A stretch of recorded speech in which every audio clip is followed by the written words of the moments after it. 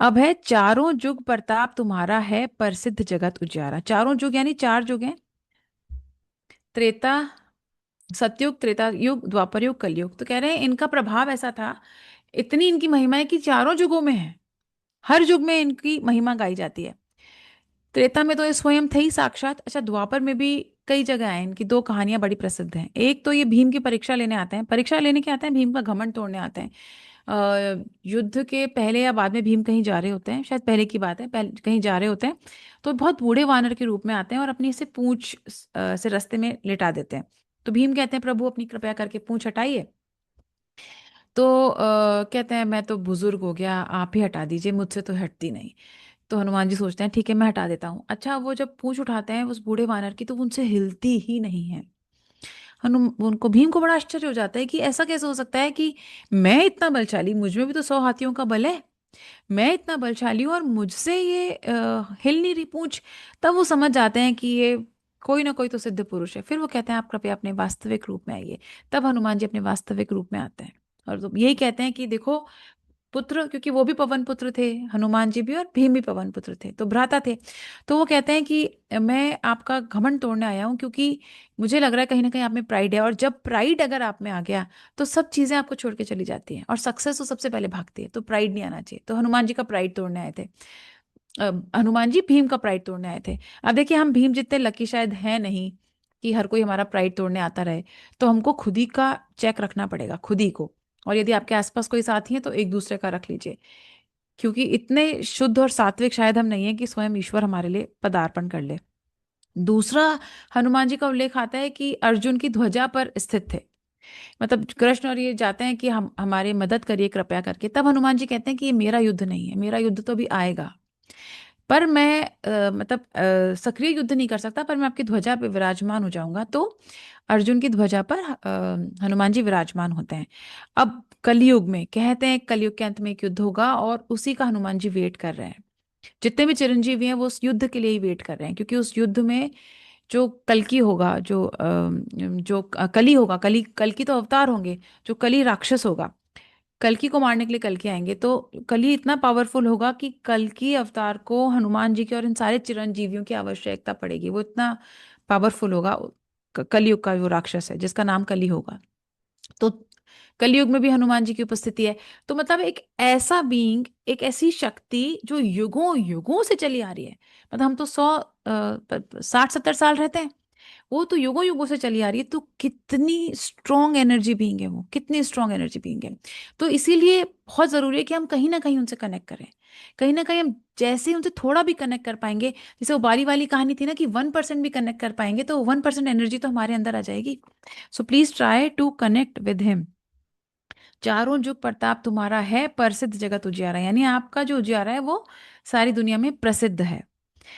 आज की जो अंतिम चौपाई है वो है साधु संत के तुम रखवारे, असुर निकंदन राम दुलारे। यानी कि आप साधु के, सच के रखवारे हो। एथिक्स यहाँ पे बहुत इंपॉर्टेंट है। आप गलत काम करके सोचे हनुमान जी आपको बचाने आ जाएंगे तो आप भूल जाइए। सही पे भी आएंगे या नहीं मुझे नहीं पता, पर गलत पे तो फॉर श्योर नहीं आएंगे। सो हमेशा सही का साथ दीजिए, सही बनने की कोशिश करिए एटलीस्ट। तो साधु संत के तुम रखवारे, साधु संत के तुम रखवारे हो, और असुरों के निकंद उनके नष्ट करने वाले हो, और राम दुलारे हो, ऐसे हो तुम। अब हम ये बात करते हैं, फिर हम इसकी पहले इसके संबंधित एक कहानी सुनेंगे, फिर कुछ टेम्पल्स की बात करेंगे जो मैंने आपको कल भी बताई थी।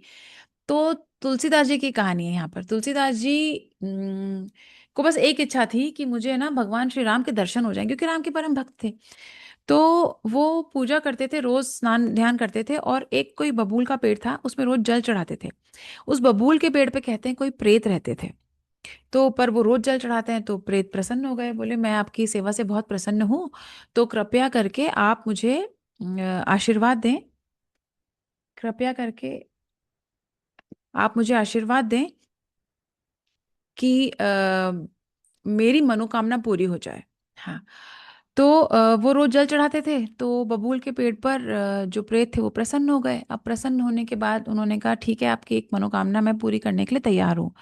तो यहाँ जो तुलसीदास जी थे वो कहते हैं मेरी तो एक ही मनोकामना है, मुझे भगवान श्री राम से मिलना है। तो अब प्रेत क्या कहते हैं कि देखो, मैं मेरी तो इतनी स्थिति नहीं है, मेरी वो शक्ति नहीं है, मैं तो खुद ही एक प्रेत हूँ कि मैं आपको भगवान श्री राम से मिलवा पाऊं। वो मैं नहीं कर सकता, लेकिन मैं आपको मार्ग बता सकता हूँ, रास्ता बता सकता हूँ कि किस रास्ते पे जाकर आपको भगवान श्री राम मिल पाएंगे। तो कहते हैं ठीक है, बताइए। तो वो कहते हैं कि आप जब भी राम कथा गाते हैं ना, तो आपकी राम कथा में हनुमान जी आते हैं हर बार सुनने। और वो कोढ़ी के वेश में आते हैं और सबसे एंड में बैठते हैं, और सबसे पहले आते हैं और सबसे अंत में जाते हैं, वो हनुमान जी ही हैं। अब वो आए ना, कथा सुनने आएंगे, आप कहेंगे तो आप उनके पैर पकड़ लेना, और जब तक आपकी इच्छा पूरी ना करें तो आप उनको छोड़ना मत। तो तुलसीदास जी कहते हैं ठीक है, फाइन, ओके, डन। अब वो कथा स्टार्ट करते हैं, हनुमान जी आते हैं, तुलसीदास जी समझ जाते हैं, पर वो कथा कहते रहते हैं, भी रुकते नहीं है। पर जब कथा खत्म होती है तो वो सबसे एंड में जाते हैं हनुमान जी, तो वो दौड़ के उनके पैर पकड़ लेते हैं। तो वो बहुत कहते हैं छोड़ो मुझे, छोड़ो, मैं बीमार हूँ। और तुलसीदास जी बोलते हैं नहीं, मुझे पता है आप हनुमान जी हैं, आप कृपया अपने वास्तविक स्वरूप में आइए और मुझे मेरे प्रभु से मिलवाइए। तो हनुमान जी कहते हैं चलो ठीक है, मैं तुम्हारी मदद कर दूंगा, तुम चित्रकूट चले जाओ, तो वहां तुम्हें भगवान श्री राम के दर्शन हो जाएंगे। तुलसीदास जी चित्रकूट चले जाते हैं, तो रहते हैं वहां पे, सामान्य जीवन जी रहे होते हैं। तो एक दिन अचानक देखते हैं दो राजकुमार आ रहे हैं, दो घोड़ों पर, बहुत सुंदर राजकुमार होते हैं दोनों। तो उनको देख के अभिभूत रह जाते हैं, तो इतने सुंदर, वो देखते रह जाते हैं। तुलसीदास जी वो आते हैं और वो चले जाते हैं। फिर हनुमान जी आते हैं, बोलते हैं क्या हो गए दर्शन, मिल लिया, आपने बात की?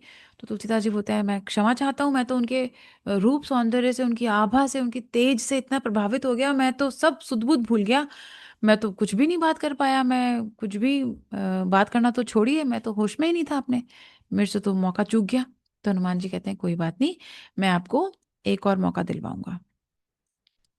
तो उसके बाद हनुमान जी वापस अपने अंतर्ध्यान हो जाते हैं, और फिर उसके बाद पुनः एक बार उनके सामने एक बहुत ही सुंदर पुरुष प्रकट हो जाते हैं। तुलसीदास जी फिर कुछ पूजा कर रहे होते हैं, राम राम राम नाम जप रहे होते हैं, और फिर एक कोई सुंदर पुरुष प्रकट हो जाते हैं उनके सामने।